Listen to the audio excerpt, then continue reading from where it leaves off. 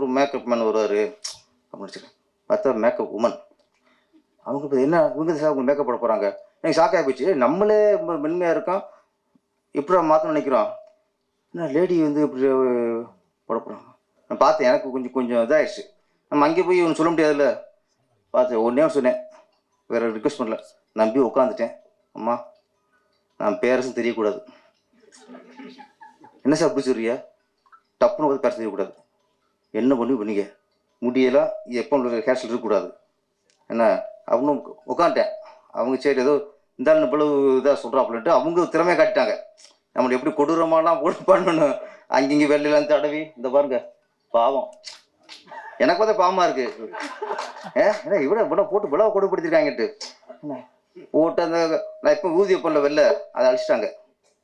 நான் இப்போ விதி இல்லாமல் இருக்க மாட்டேன். கருப்பு போட்டாங்க. ஓகே திருவாயிட்டாங்க இவ்வளோ இருக்கு.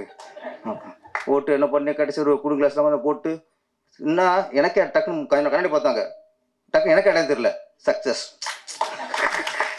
ஆமாம், காயல் இடத்துக்கு நன்றி.